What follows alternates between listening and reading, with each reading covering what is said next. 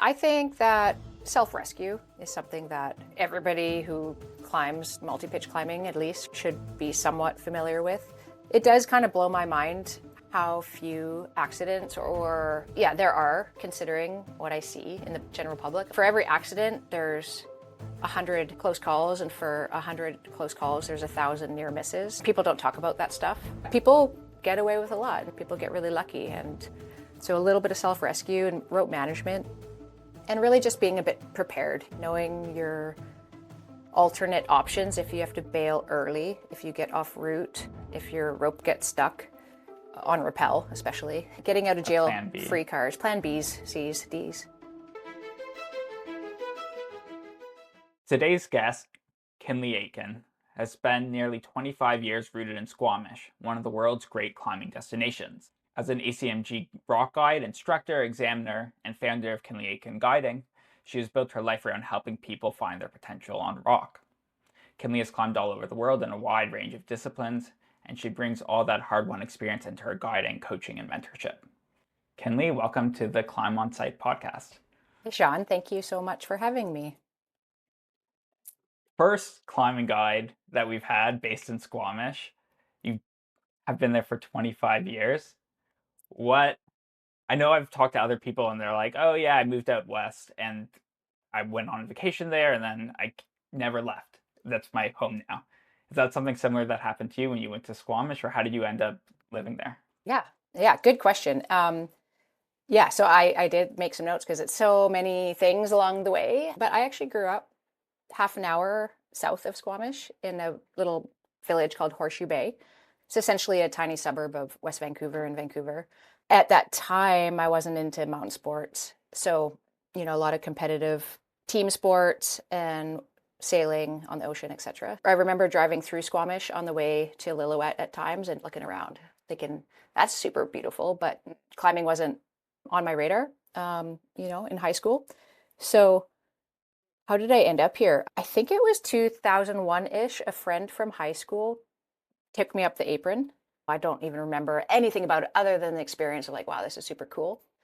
I kind of got a bit hooked on climbing, started working at a climbing gym in North Van. It's still there. It's called The Edge. I remember taking the bus out from my parents' house in Horseshoe Bay and working at the climbing gym, belaying people, but yet not really having any community to climb with. And so I had, fast forward a year or two, I ended up living in Golden, British Columbia, a mountain town. How old are you at this time, I think roughly? I was about like 20. Okay. Yeah, about 20. Moved out to Golden, and actually I got to go back. The Golden didn't happen quite yet. So after discovering climbing, not really knowing anybody to climb with, I did a 3-month semester program called COLT, or Canadian Outdoor Leadership Training. It was on Vancouver Island. The reason I did that is I ended up going to community college straight out of high school, and I just wasn't digging it. I was like, this is just not my place right now. So my parents were awesome. They kind of helped me find this little semester program, and we did like ocean kayaking, whitewater canoeing, kayaking, rafting, rock climbing, mountaineering, etc. And as part of that program, we spent 6 days in Squamish. I had never climbed here except the one experience on the apron, and that was like the beginning. We were essentially guided, but I remember the first experiences of getting to the top of classic routes that I still climb to this day. Like, wow, this is incredible. So that was the beginning. Was your family into the outdoors growing up? Like, did you go do a lot of camping, kayaking, all that stuff growing up? Yeah, so no, I'm like the black sheep of the outdoor athlete from the family. We did spend a ton of time on the ocean. My family, I grew up, we had a little sailboat, we'd sail around, and eventually we had a little power boat.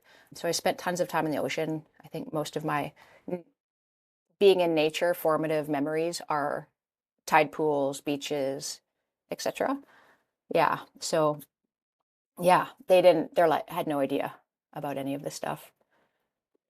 Yeah. Sorry, I completely derailed where you were. Yeah, you're fine.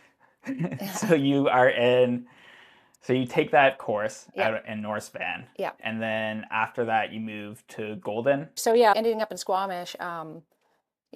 Moved to Golden to work as a lifty on the ski resort, Kicking Horse. It was his second year in operation at the time.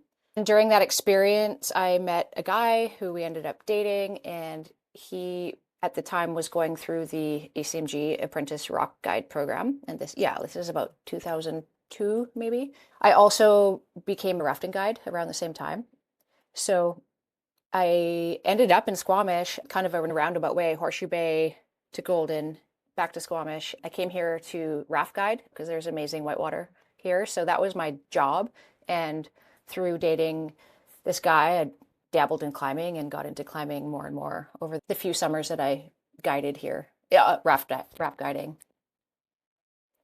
Do you still do whitewater rafting? Do you guide whitewater rafting at all? No, I don't. It was about a 6-year career. I mean, it was amazing. I highly recommend it as an exciting, fun, and technical way to be a guide. I didn't continue with it. It got to the point where I honestly there is so much risk on rivers, especially around here. They're fast moving, continuous, and there's so much wood that I was like, I think I'm just going to pull back before I become a lifer and focus on other things. And then the interesting side story is my last guided day that I was scheduled for as a whitewater raft guide. We were running a river in Whistler, like a pretty straightforward river, but fast moving and technical.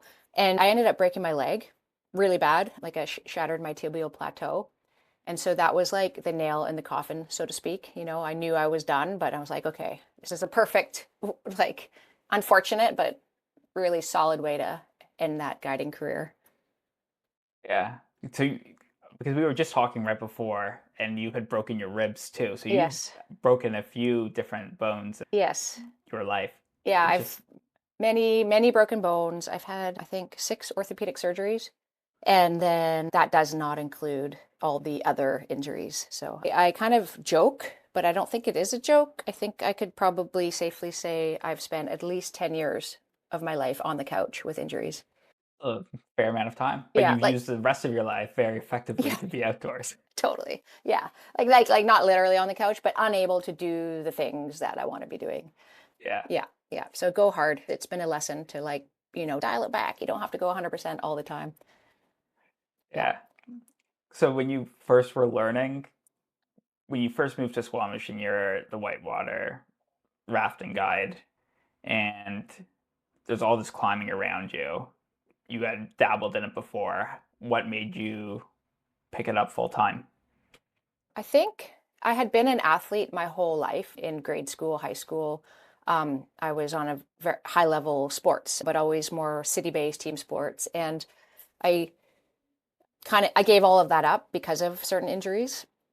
And I think my personality just kind of took this new sport, and it had so many things about it, climbing, that appealed to me without, I wasn't really aware of myself at that time. I think most of my growing up has happened more later in the 20s.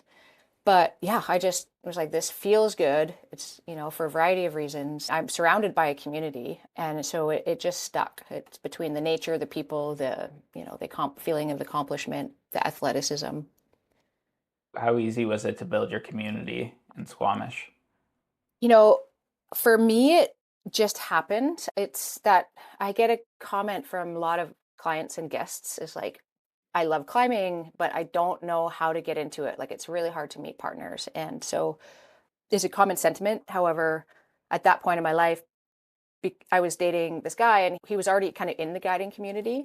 And I was introduced straight off the bat, super young, fresh Kinley, to all these epic legends, both in the ski world and the climbing world, who had built their careers through the 90s. And they just kind of became my circle without me really having to do much. So yeah, it just happened, which was incredible.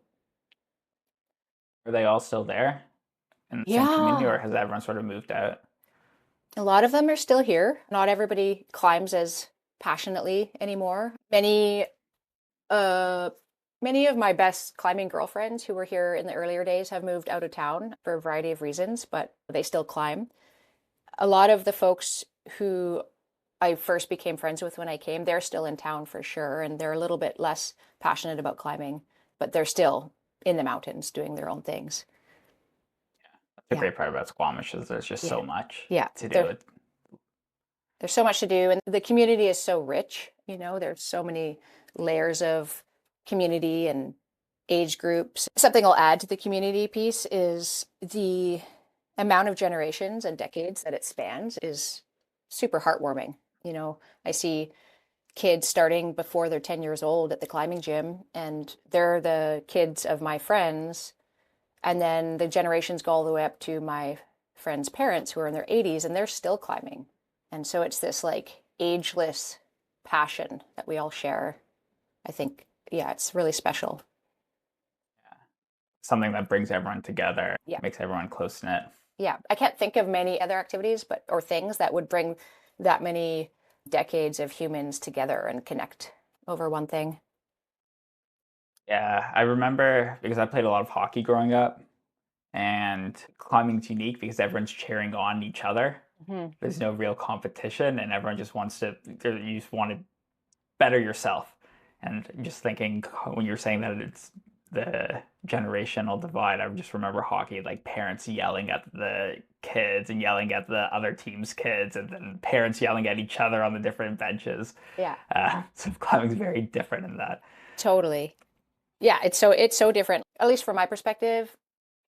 Everybody's inspired by everybody else. The kids who are crushing, they're so strong. They're doing these boulders that the adults are like, what? We dislocate our shoulders trying. But they look up to us with our climbing experience, the amount of things that we've done and achieved. And then the more middle-aged folks are looking up to the 70 and 80-year-olds thinking, man, like, I just so wish I'm able to do that when I'm their age. So it's a bit of a full circle. It's very much supportive and loving and appreciative community of one another.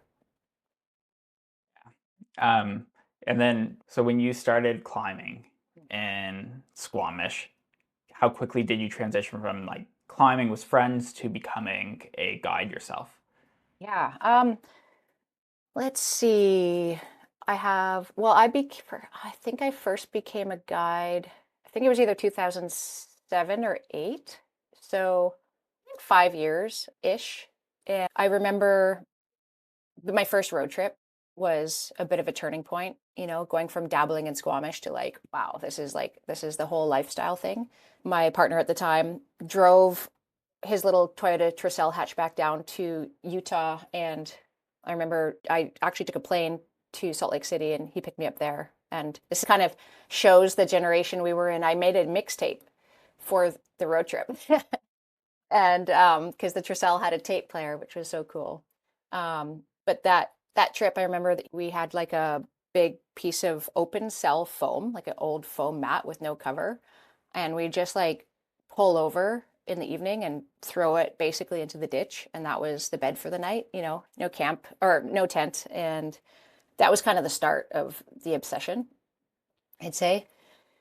I do remember we're in Moab on River Road by Potash Road, I think it is, and we threw out the mat, what looked like a nice flat spot. One night in the morning, there's a whole lineup of 4x4 Jeeps. We were in the middle of the road. But you show up when it's dark out and you're like, wow, this looks perfect. Yeah. But there was like all these super souped up, Hummers and Jeeps and whatever waiting for us to move out of the way. Honking their horns. Honking their horns. But yeah, so for about 5 years, I'd say I'd work odd jobs, river rafting, and working in the ski industry. And then I always revolved around spring and fall trips. So after all those trips, a local guide named Colin Moorhead, he's a prolific first ascensionist in Squamish and around BC in different places. He was a friend of mine. We became friends in Golden. And he's like, have you ever considered guiding or like becoming a guide? And I said, no. He's like, why not? I'm like, well, I just haven't. And I don't think would be a very good guide. He's like, I think you'd be a good guide and I think you should consider it. I'm like, oh, okay. And so Colin ended up being a mentor and encouraging me to go through the program. And I did. So yeah, I applied and did the guides training, I think, 2007 or 8. Can't quite remember. That was the beginning. Apprentice Rock? Yeah, guide. Exactly. That was the Apprentice Rock Guide. And then that's when it started. I had stopped whitewater raft guiding and I started rock guiding. What's the process like to become certified as a ACMG guide? Because now Yeah, you are a full-fledged rock guide. there's a rock guide. So in the ACMG, there's a number of streams, they would call it. So there's the rock stream, the Alpine stream, and the ski stream. There's also CGI, so climbing gym instructor. There's a TRCI, which is top rope climbing instructor. But then what they would bracket as the mountain streams is rock, ski, alpine. So the process is anybody going into rock or alpine has to start with the apprentice rock guide. So it's very much a beginning place. And to become a mountain guide, one must do an apprentice rock exam, an apprentice alpine exam, an apprentice ski exam, and a full alpine exam and a full ski exam. So basically 5 exams. That doesn't include all the specialty training and time out of people's lives and money to invest into the trainings. And then something that differentiates Canada from some other IFMGA countries is that we have what are called specialty guides. Because we had such a vast country and we have different types of terrain, we can become a specialty guide. So a rock guide is known as a specialty guide. Folks can also become ski guide, which is a specialty guide, or an alpine guide. So there, you can be a mountain guide and do all of them, or you can specialize. So I decided to specialize and then go on to do the full rock exam, which is kind of the end of the rock stream. How long is that period from becoming a guide to becoming an apprentice rock guide to becoming a rock guide? Yeah. How many years are we talking? So it's actually changed. So quite a few things have changed in terms of time frame since I did it. It used to be that people could be an apprentice guide forever if they wanted to. There was no real push to become what we would call a certified guide as opposed to an apprentice. So I think I was like 5 or 6 or 7 years. I had a bunch of season ending injuries, which put a pause on things. And then 1 year I was the only applicant for the exam. And so it was decided that they weren't going to run it just for one person. And so that was then. And now the time frame would be from the time somebody's resume is like accepted for the TAP program. The TAP program is the training and assessment program. It might take somebody 2 or 3 or 4 years to build up the resume that's required to apply for the apprentice. Once they're accepted to the training happens in the spring. Somebody would then have the whole summer to practice what they've learned, kind of like practice all the guiding skills. And then in September, there is an exam. So the exam is about 7 days, practical exam. And if they're successful, then that person would go on to become an apprentice guide.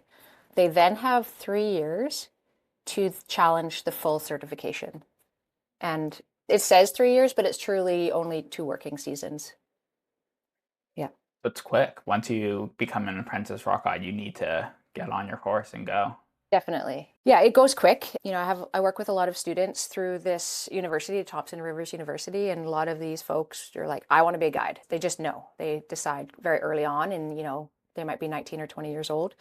And if any of them are listening to this podcast, they're going to chuckle because they're like, yeah, that's exactly what Kinley says. I usually tell folks, like, go in with more experience than you think you need. You know, instead of like barely filling out, like you've just finished ticking off all the prerequisites for the application, get some more experience after that. Because once you become a guide, that time does go quickly, and you kind of just have to work, you know. There's less time for gaining experience to become more confident, if that makes sense. It does. Yeah. You started, unlike some of your students who want to be a guide from when they were 2 years old, other people seem to see something in you that you would make a good guide, and they were obviously right. But obviously it's something that you enjoyed yourself doing and you made a career out of it. So what is it about guiding that you really find rewarding and valuable? Yeah. I mean, many things. One thing that works for me and my personality is no 2 days are the same. It's very active. It's on my feet. The times in my life where I've had to sit at a desk, I find it really difficult, both mentally and physically. So it's super dynamic. I'm in nature all day. most of the time. And I like, working with people and learning personalities and trying to understand and see what people need and what they want and trying to give that to them.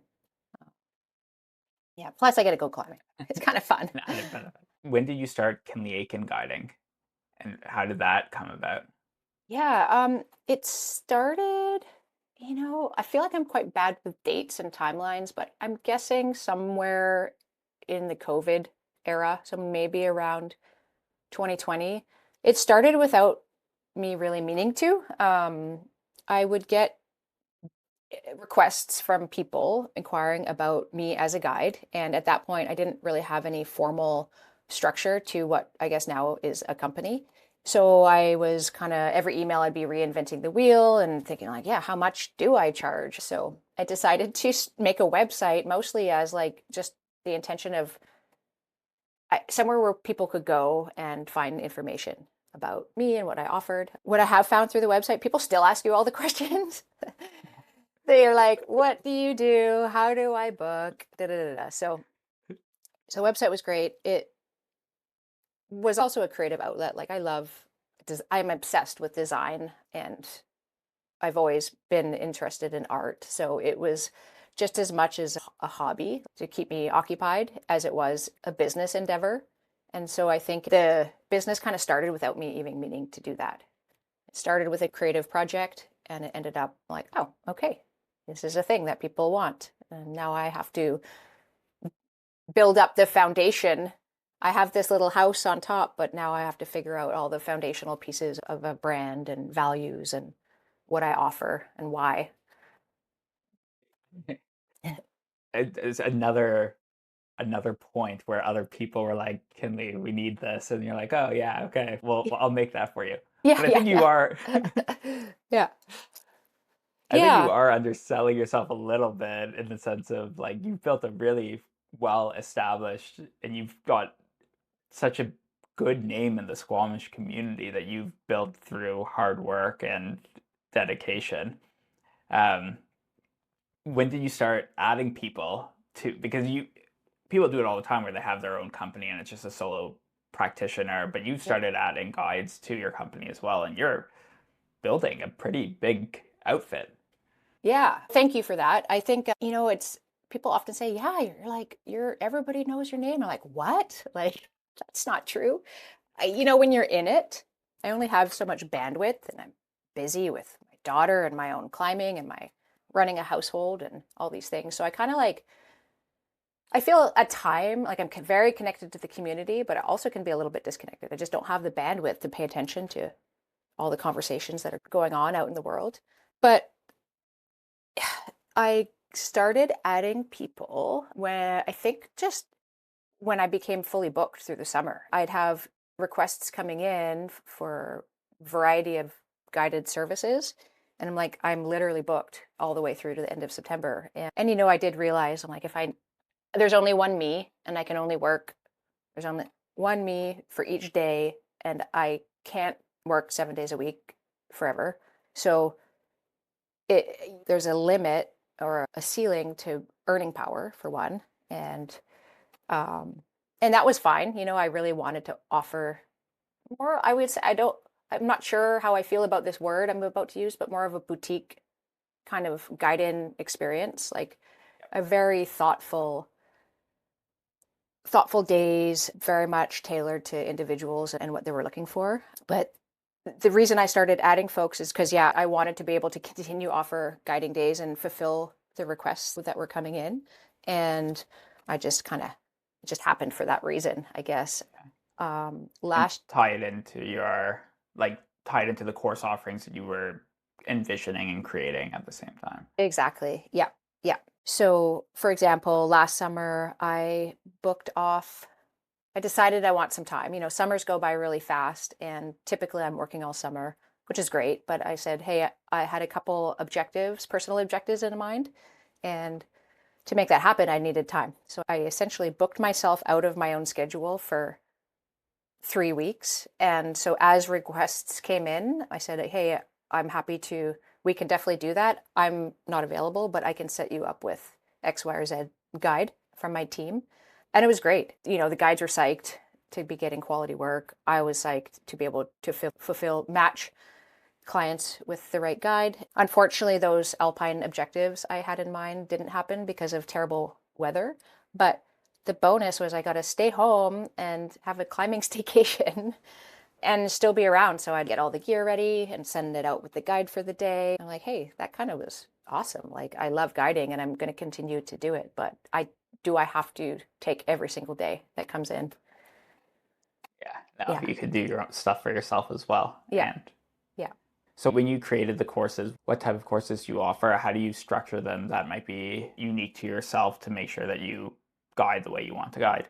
I would say like our kind of top of the pyramid or top tier courses or clinics I created to fill opportunity, I guess, for information and things that I wish I could have learned much earlier in my career. I just kind of figured it out over 15 years of trial and error to help accelerate somebody to climbing at a level closer to what they want to be climbing at. So those courses were created, tons of research more for my own right, like reading all of these climbing books and really trying to help myself, my own fear of falling, my own fear of failure, etc.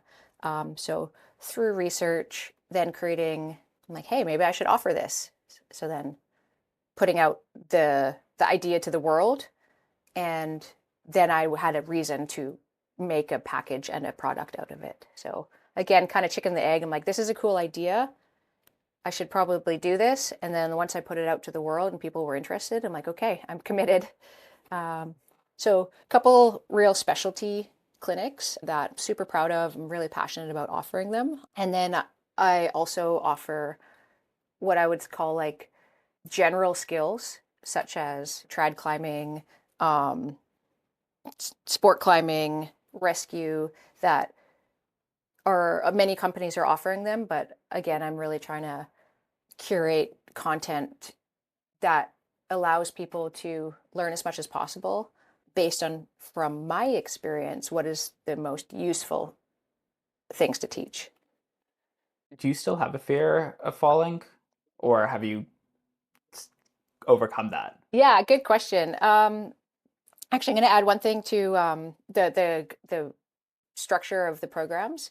Is, I think being able to teach people is, we could tell them everything we know about the subject, but that can be overwhelming. I had another mentor give an analogy of like a can of soup. And if you have an empty can with a bottom and you fill it up and fill it up and fill it up and fill it up, eventually the bottom of the container just falls away and everything leaves. So it's just overwhelming and nothing sticks. But if we can be really mindful about the information that we offer people, so somebody doesn't need to know 8 ways to ascend a rope. We're going to show one way, and it's going to work in as many situations as possible. So I think the mindfulness and intentionality of course creation is really important in this day and age of there's like 1,000 ways to do all the things. Yeah, if you take a look at any YouTube video, there's an explanation about how to do something, and then there's another video about how explanation to do something different, and then you read the comments, and there's 30,000 comments about why this way's better and that way's better. Yeah.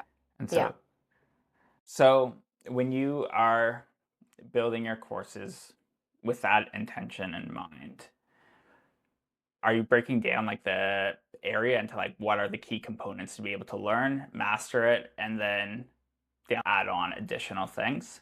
And so, for instance, for a sport climbing program, what are these key components that you want to get across in that course? The learning is like a never-ending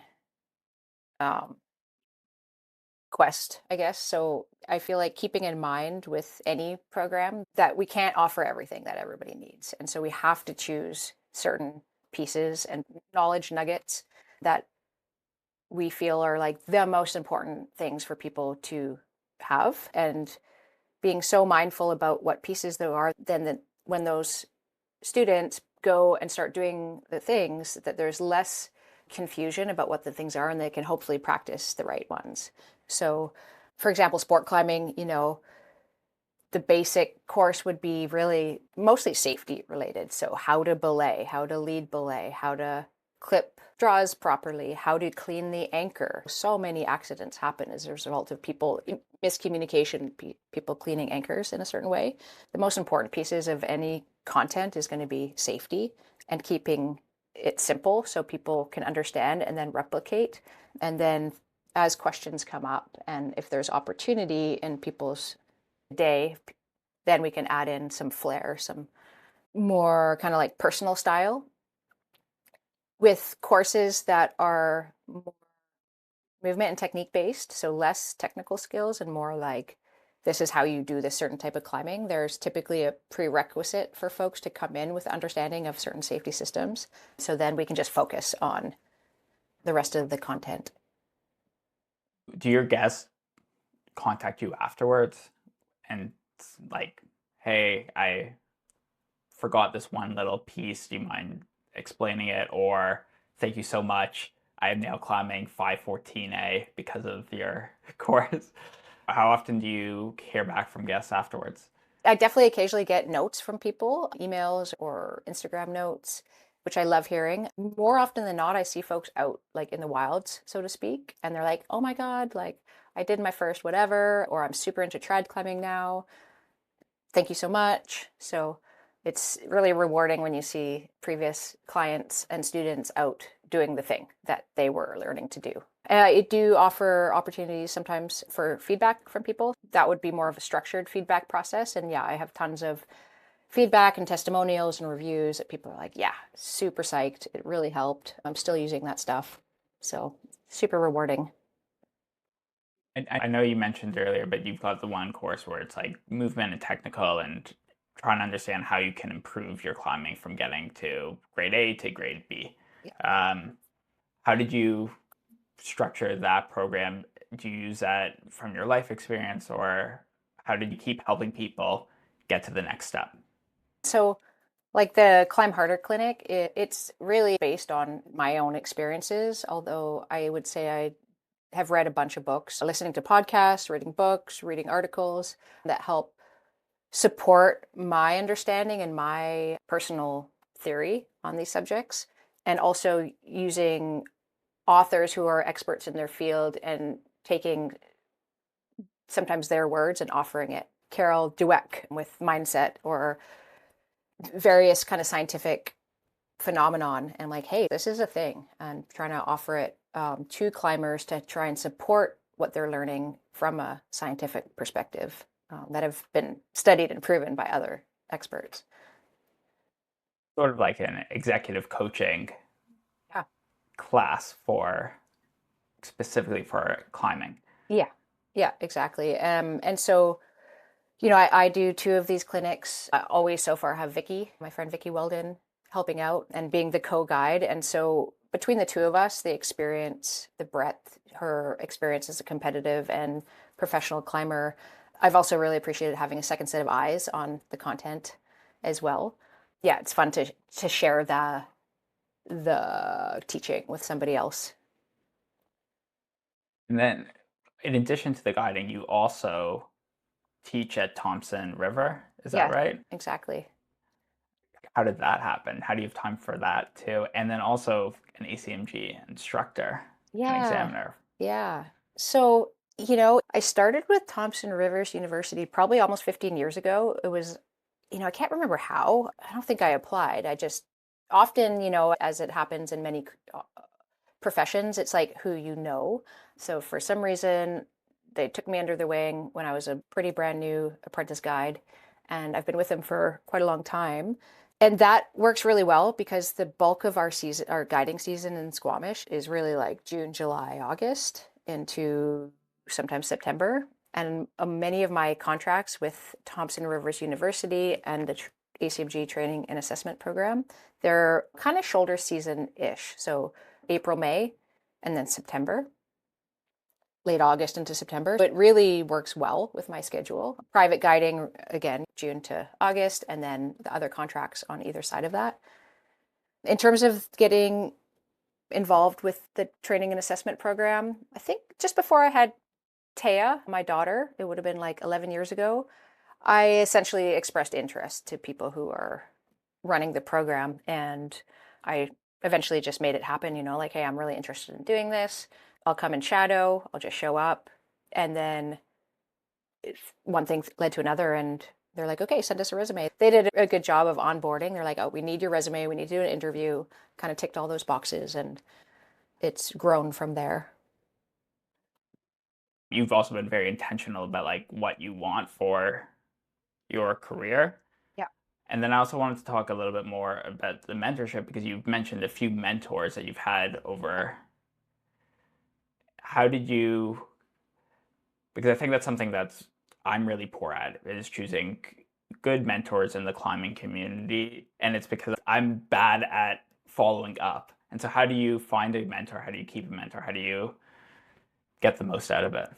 Yeah. So with the mentorship thing,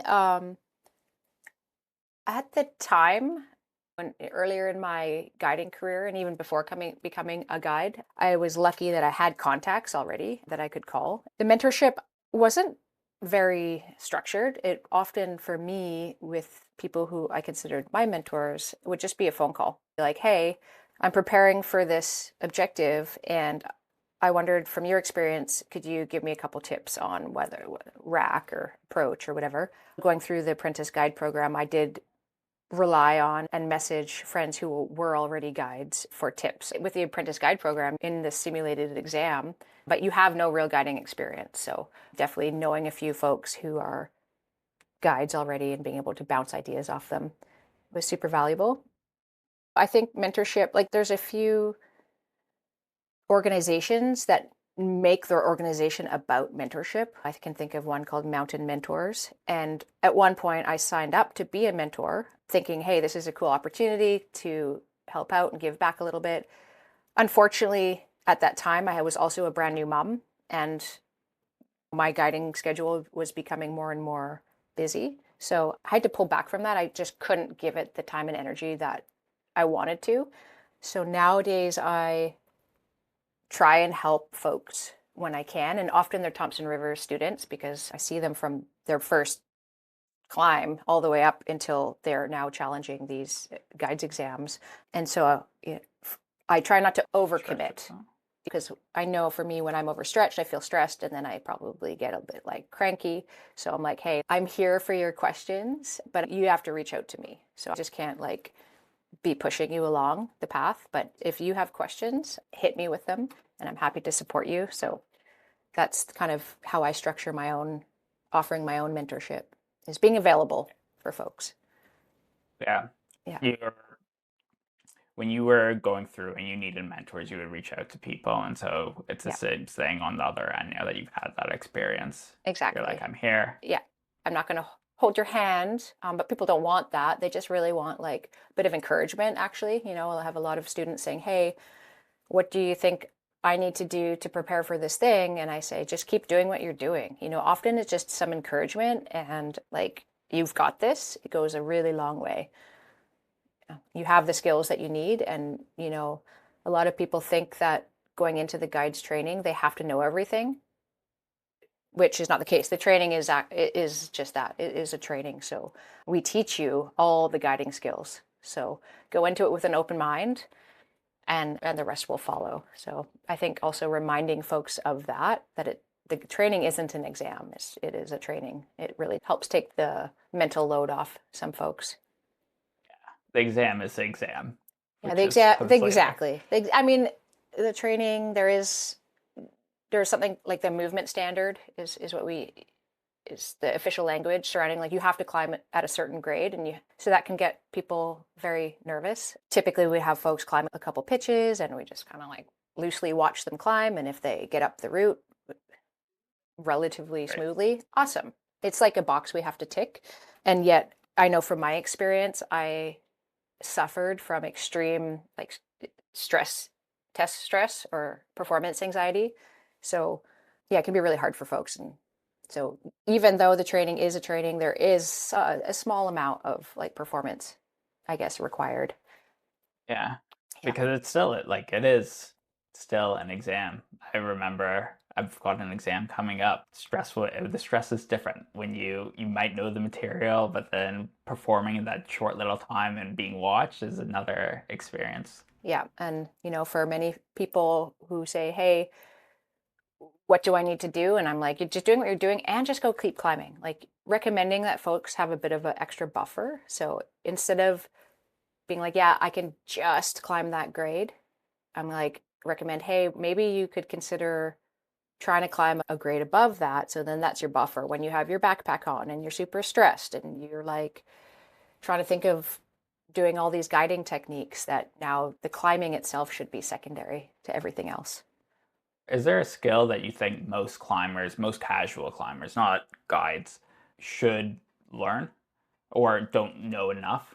Is it Yeah. rock self-rescue? I don't know what it would be. Yeah, I think that self-rescue is something that everybody who climbs, like multi-pitch climbing at least, should be somewhat familiar with. It does kind of blow my mind how few accidents or yeah, there are, considering what I see in the general public. You can get away with a lot, but it also is like for every accident, there's 100 close calls, and for 100 close calls, there's 1,000 near misses. People don't talk about that stuff. So what we see in the news of actual accidents, there's thousands of things not being reported.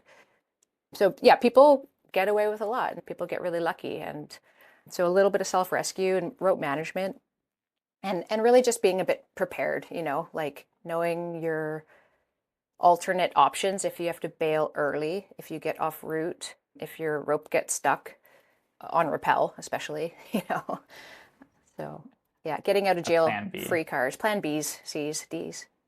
Yeah. Yeah. Yeah. Do you have a favorite story, either with one of your students at Thompson River or one of your climbers when you've been guiding? Yeah. Oh, so many. It's hard to think back to all the experiences. I mean, one day of guiding that stands out, and this is actually a really long time ago, that was so rewarding. I was actually working for another company, Squamish Rock Guides at the time. This was like 15 years ago. And we took a group of visually impaired youth top roping. And I just remember the experience of like, these kids were so positive and so willing to do things that were new for them and try hard climbing. And just the positivity and the attitudes of these kids was super cool. And I compared them to adults doing the same thing and trying to do new things. And I'm like, wow, these kids might have this visual impairment, but their attitudes are so inspiring. It's going to set them up for life, hopefully. So that's one little single pitch story. The poster behind me, Life Yep. is Climbing, is about a blind climber who, Oh, and then there's also, to give a little plug to the Canadian Adaptive yeah. Climbing Society in Ontario. They also do a lot of Yes. adaptive climbing. I'm thinking of one multi-pitch story. One is kind of a funny story. I have a client, shout out to Jeff, who comes from Ontario. At one point, we got rained out of Squamish for a week. So we went up to Marble Canyon and we're on a route. I don't know, it was maybe 5'9" or something, but I was feeling pretty cocky. I'm like linking pitches together and skipping bolts and just moving really fast. And Jeff, I had him belaying me with what we call a fixed point lead belay. It's like a different style of lead belaying, and instead of belaying off your harness, you're belaying directly off the anchor. If the leader was to fall, the person doesn't get smashed into the wall or smashed into the anchor or a roof.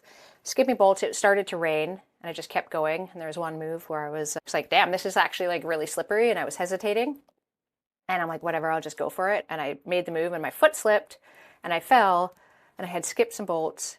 And with the fixed point lead belay, typically there's quite a bit more slack in the system than if you had like off the harness. So anyway, I fell and I was going down the slab, and I got a bolt like in my butt cheek, and I came to this. I'm like, I think that was the first time I'd fallen on lead guiding. And Jeff's like, what happened? And the rope didn't even come tight on the belay. It was just like so much rope stretch and so much friction in the system. But we kept going, and we had a great day. And I had a bruise on my butt cheek for like a month afterwards. So even the guides sometimes can fall. Yeah, definitely. guides can fall, and recognizing our limitations. A couple years ago, for example, I got all these bookings and I was multi-pitch guiding. I had 5 days in a row of multi-pitch guiding. A bunch of those were 2-to-1. So it's just super physical, like physical manual labor. And on the 5th day, I was guiding the Grand Wall, there's a couple really pumpy pitches on it. 1, 2, 3 in particular for me. And I was exhausted. I could barely get out of bed that morning because of all the previous days before that. And so, our job as guides is to safely put the rope up for the client's experience. And so as I'm leading the pumpy pitches, a couple spots, I put in a piece of gear and hung on it, I clip and direct and just kind of shake out. And so we did the route and we're walking down at the end of the day. And Chris is like, that was crazy. I don't know how you kept getting all those no hands rests through all the cruxes. Yeah. And I kind of didn't even tell him until a couple weeks later. I'm like, yeah, I just, whatever. I've done it so many times and I just know where to do it. But it just goes to show, I think you never quite know what's going on behind the scenes. Yeah. Yeah. Man, that'd be so cool to watch and be like, wow, this is blowing my mind. I can't do those moves. How are you doing mid crux, just shaking. Yeah. Is your daughter into climbing? She's 11 now, you said? Yeah, she'll be 11 in June on the summer solstice. But, she's a reluctant climber in that she's been around it obviously her whole life. She was climbing ladders before she was walking. We have a ladder in our living room. She's been on so many trips and road trips. She's climbed, Castleton Tower, and she's climbed in Yosemite and all these things. But if I asked her if she wanted to go climbing, she'd probably be like, no, she'd rather do other things. But once we're out, she's a natural. She moves really well, but she's certainly not obsessed with it, which it's more like me coming to terms with that. Yeah, well, she's got a good coach, even if it's not her number one priority right now. Totally. Yeah. I think, it's just mileage, just like anybody. People who start climbing when they're 20, it takes 10 years to get a certain amount of mileage. When you start climbing when you're 0 years old, basically, even if she chooses not to pursue it, she's always going to have that foundation of movement. She's not afraid of heights. And so, not so far.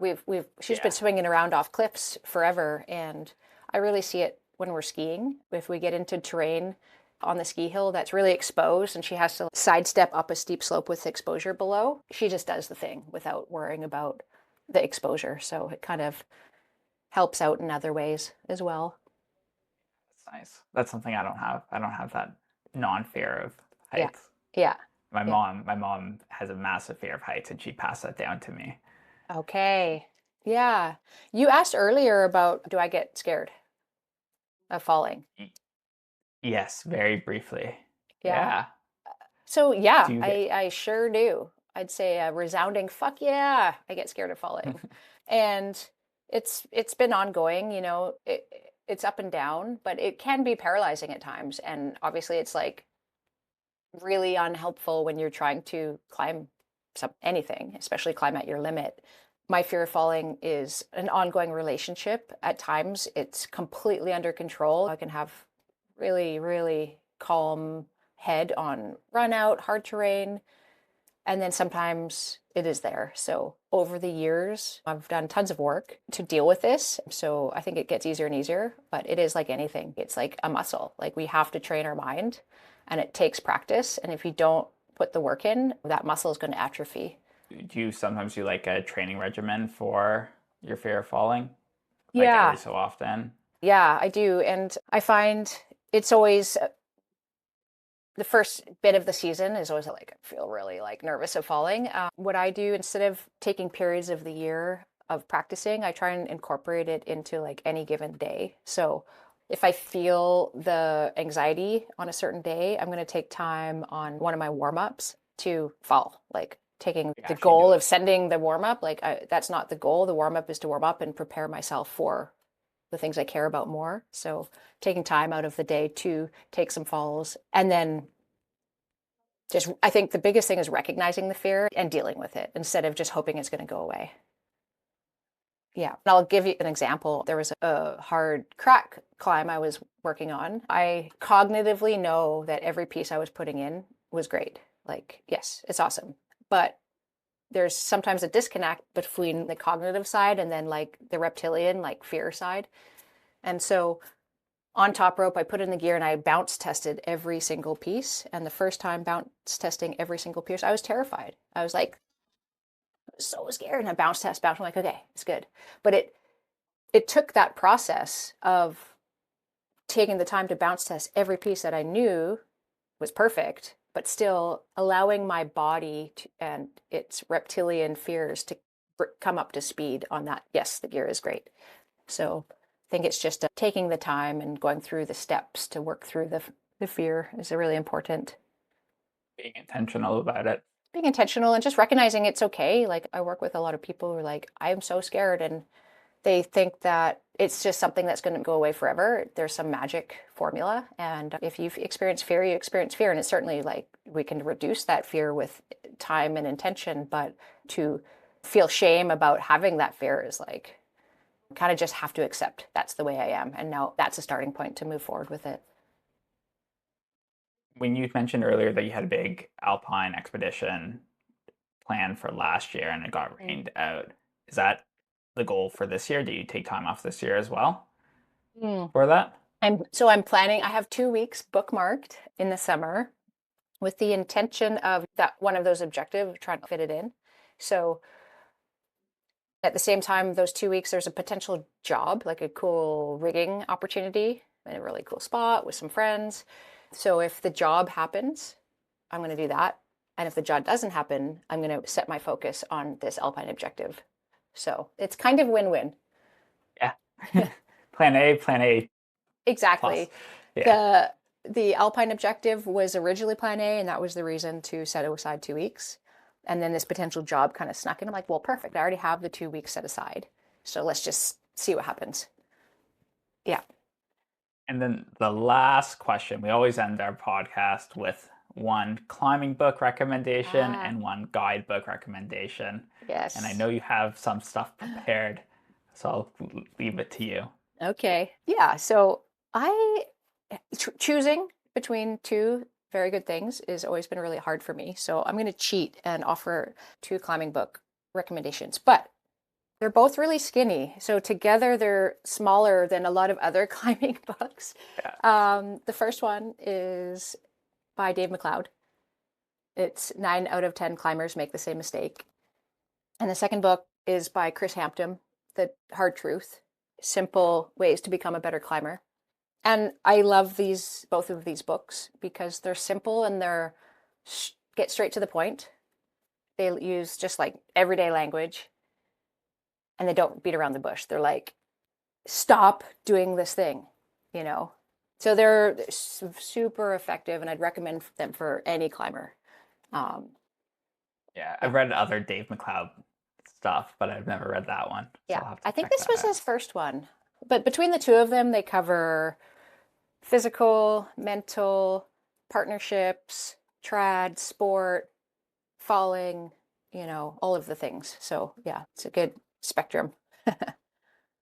And for the guidebooks. Yeah, I mean, so I have 3 answers. First answer is my favorite guidebook is whatever is in my hand whenever I'm in that place. So when I'm traveling and on a climbing trip, it's like, that's the thing. But second answer is Squamish guidebooks. I think, you know, do I have a favorite? No. I think any climber who climbs in Squamish needs both the Kevin McLean and the Mark Burdon. You know, this is a select and this is like the whole thing. And even though the select offers, I mean, it's amazing. It's pitch by pitch descriptions. It's like stars and route rack recommendations. But I think the climbing culture is losing a bit of its adventurousness. And so a lot of folks are complaining that the McLean guidebook doesn't have pitch lengths and such. I'm like, well, that's fine. Just like figure it out. You know, take your rope, take the whole rack. So between the two of them, it's got Squamish covered. There's a ton of gems in this one that aren't in the select, but that is amazing. And also the stories that are interspersed, all the local stories that are interspersed to the McLean guidebook. It really is an amazing history of Squamish as well. I understand that there's new routes that are being developed in Squamish But Yeah. is there another guidebook that's coming out? So the newest edition of Mark Bourdon's Squamish Select is coming out, and I've heard mixed anywhere from June to like August for when it's coming out. And the reason Squamish guidebook is my favorite is because that's where I live. Every time I pick up any of these guidebooks, it's just mind-boggling that there's so many lifetimes of climbing here in this town where I live. It's inspiring. Like, oh, I want to do that. I get giddy like a brand new climber looking at the guidebooks, thinking about like all the things I still want to do or redo, actually. Yeah.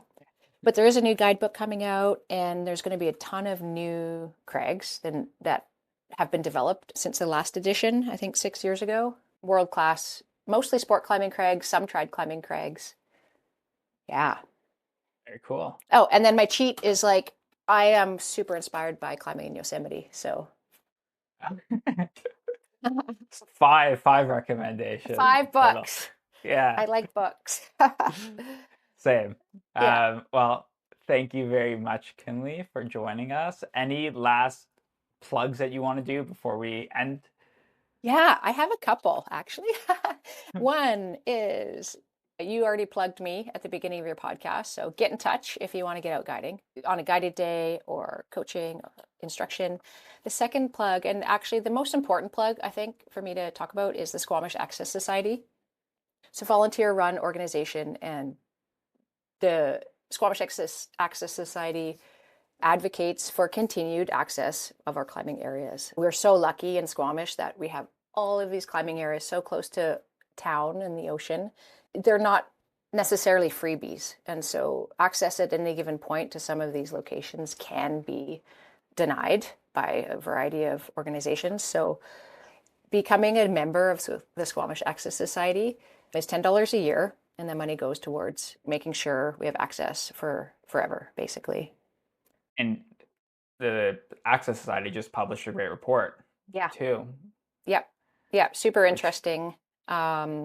So the Squamish Access Society is squamishaccess.ca, and on the website there you can become a member for $10 a year. You can check out this brand new report that talks about the socioeconomic impact of climbing in Squamish, and the study was done over in 2025. So it's pretty interesting how much money Squamish climbing brings to our town. We're no longer just like this periphery sport that people, there's no economic impact of it.